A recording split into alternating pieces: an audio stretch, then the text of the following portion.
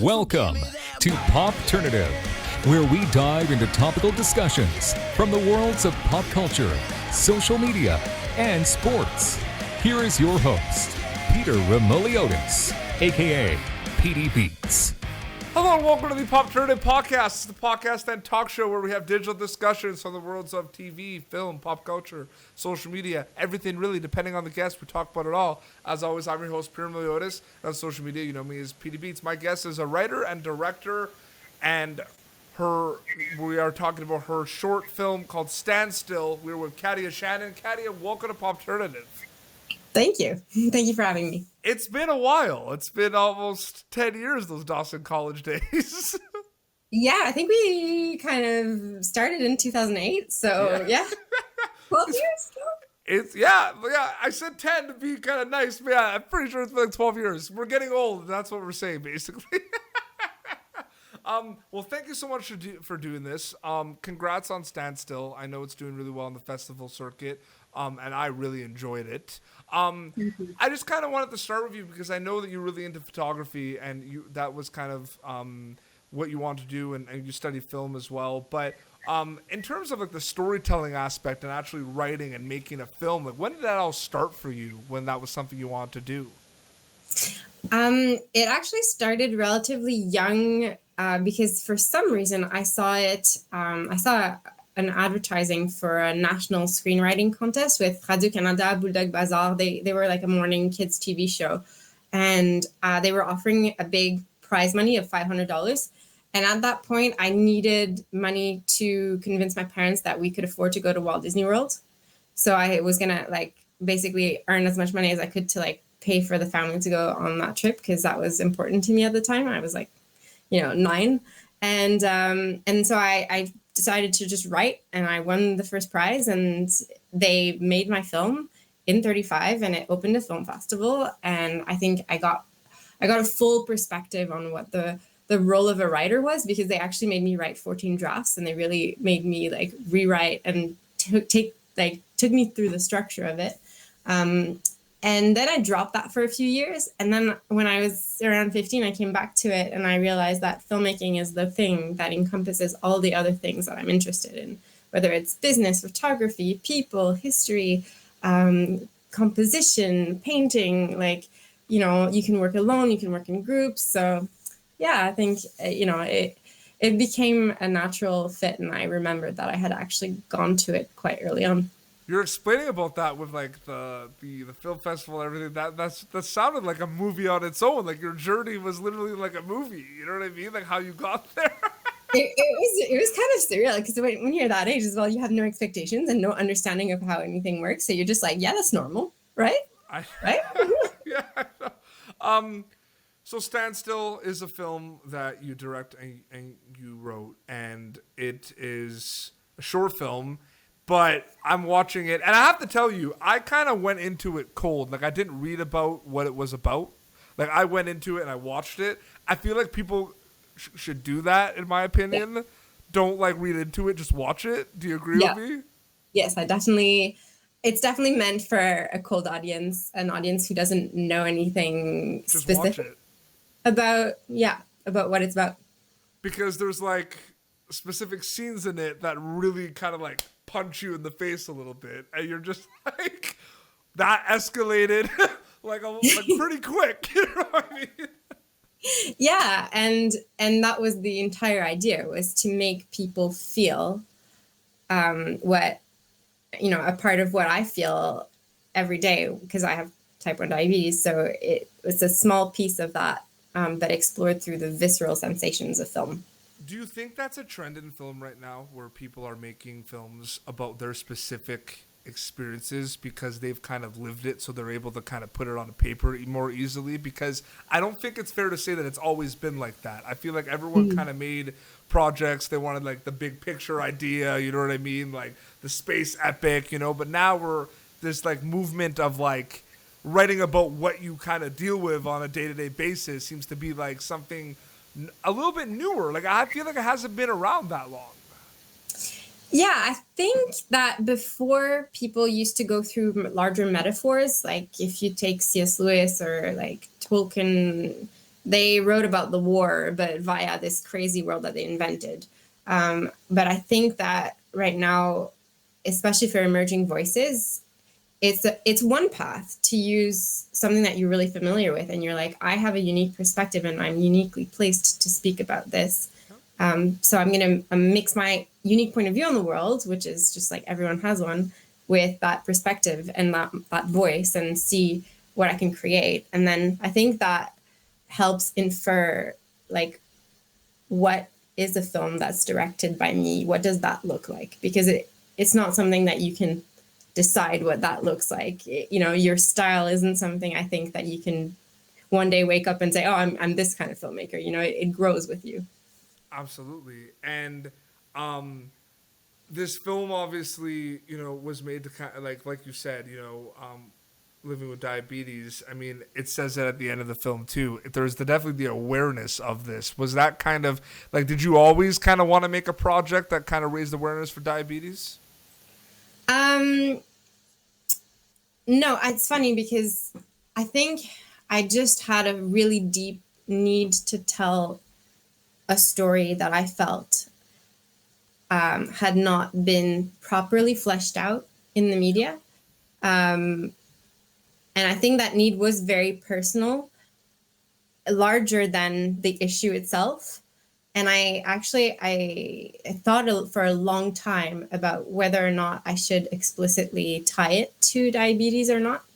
But then I think in the specific, sometimes there's a universal as well. And I felt like a lot of people have related to this film through nothing to do with diabetes. So. No, for sure.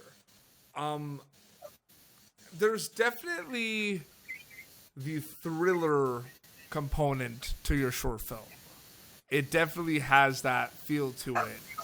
I'm a big horror fan. You can't really consider this a horror, even though there's a part of it. Like, I mean, the beginning kind of like freaks you out a lot. You're like, what's going on? There's like strobe lights. Like, what is happening? Because it kind of like, it starts like, it kind of like, it's almost like a flashback a little bit, right? Like the actual movie. Yeah, you know what I mean? Yeah. Or a flash forward. Yeah. It's like a flash forward, right? So there's that aspect of it. But I feel like I'm just, in your opinion, because, from your perspective, someone who's writing films and is in the industry right now and doing really cool things, I want your honest opinion.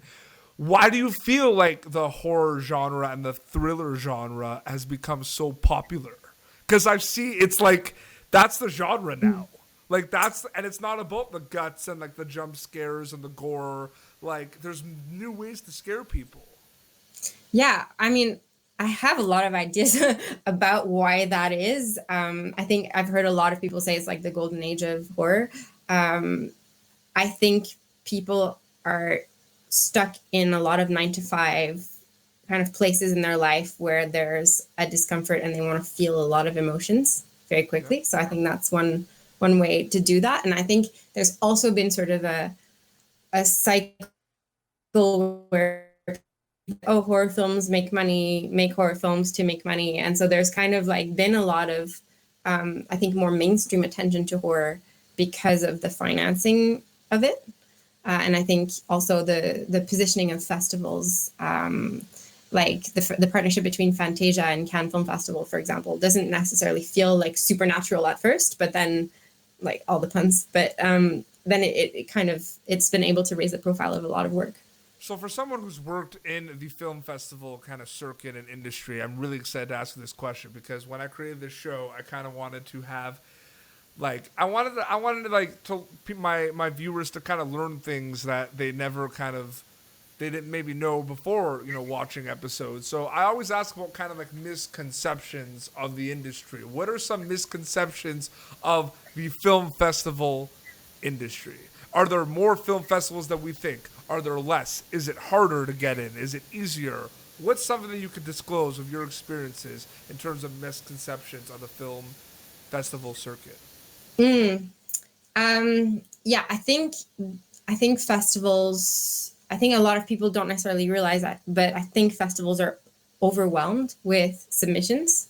Like, Sundance gets like 14,000 submissions. Like, I don't think people realize that. Like 14,000. Do you know how many days you have to be sitting watching shorts to go through that? And then if you do the math, like if you don't have the budget as a festival to have a team of people to sort through this, that means that you're playing multiple films sometimes. Like, I think, once you realize the scale of it, I think there's a lot of great festivals where programmers really do give all of the attention and filter and curate and really put a lot of their heart into it. And then I think there's other festivals where you're just like, you're going to have to use, you're going to have to knock on their door and make sure that they know that you're there, just because it's sometimes easy to be lost in the sea of submissions. That's interesting. That's a lot of movies. That's a lot. That's a lot of that's more movies than I want to watch in a week. So for Standstill, could you because it was part of the it's part of the film festival circuit. Can you talk about some of the festivals that it was kind of part of in the past, so my viewers kind of get a feeling of it? Yeah, so it premiered at the Calgary Film Festival, and then it screened at the Bahamas Film Festival, and then it went to Whistler, where it was nominated for a Best Female Director Award. And so I attended actually Calgary and Whistler, and they were really great festivals to participate in. We have some other selections, Sunscreen Film Festival in Florida, but that festival has been postponed. It's going to happen, but COVID got in the way. And then we have some other festivals coming up in the summer as well, which are going to have announcements soon. So. And when did you shoot Standstill? In the summer of 2018, over 3 days. So there was like a massive heat wave and we were in the middle of it. Yeah, that doesn't sound very pleasant. It was like a war zone.